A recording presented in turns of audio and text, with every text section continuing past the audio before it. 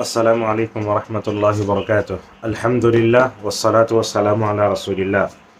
پرسوں ہمارے ایک شناسا آدمی نے سوال کیا کہ جھوٹ بولنے کے دو مقامات تو میں جانتا ہوں، تیسرا مقام نہیں جانتا۔ ہم نے واٹس ایپ میسج ذریعے ان کو بتا دیا کہ 3 جگہ کہاں جھوٹ بولا جاتا ہے۔ تو آئیے آج کے اس درس میں ہم آپ کو بتاتے ہیں کہ جھوٹ 3 جگہ بولنا کہاں جائز ہے۔ شریعت نے 3 مقامات ایسے بتائے جہاں جھوٹ کی رخصت ہے۔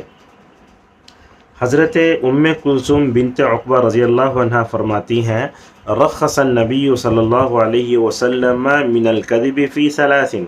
کہا کہ رسول اکرم صلی اللہ علیہ وسلم نے 3 مواقع پر جھوٹ بولنے کی اجازت دی ہے۔ آپ نے کہا فی الحرب وفی الاصلاح بین الناس وقول الرجل لامرأتہ، کہا کہ جنگ میں لوگوں کے مابین صلح کرنے کے لیے اور شوہر کا اپنے بیوی کے ساتھ بات کرنے میں۔ ایک روایت میں آیا کہ وحدیث الرجل امرأتہ وحدیث المرأة زوجہا، آدمی کا اپنے بیوی سے اور بیوی کا اپنے خاوند ساتھ گفتگو کرتے ہوئے جھوٹ بولنا۔ یہ حدیث مسند احمد کی ہے، ابو داؤد کی ہے اور بخاری مسلم میں بھی ہے اسی طرح سے۔ تو اس حدیث کے فوائد میں علماء نے کئی باتیں لکھی ہیں۔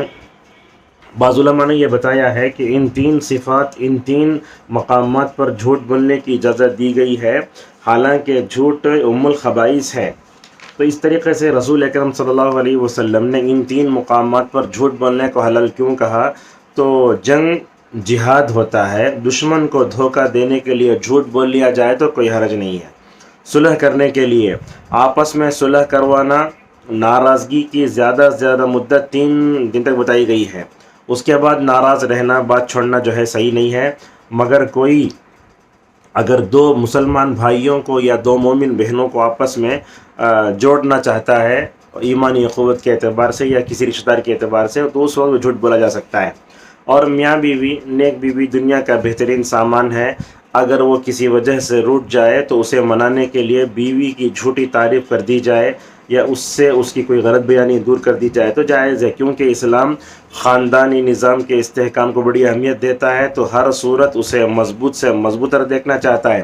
اسی لیے ان 3 چیزوں کی حساسیت کے پیش نظر ہر حال میں درست رکھنا مقصود شریعت ہے، جس میں کوتاہی بہت نقصان کا باعث ہو سکتی ہے۔ تو معلوم یہ ہوا کہ 3 جگہ جھوٹ بول سکتے ہیں: جنگ کے موقع پر، دوسرا دونوں کے درمیان صلح کرتے ہوئے، اور شوہر کا بیوی سے، بیوی کا شوہر سے بات کرتے ہوئے اگر وقت پڑے تو جھوٹ بول سکتے ہیں۔ اللہ تبارک و تعالی ہمیں علم نافع، عمل صالح کی توفیق عطا فرمائے، آمین۔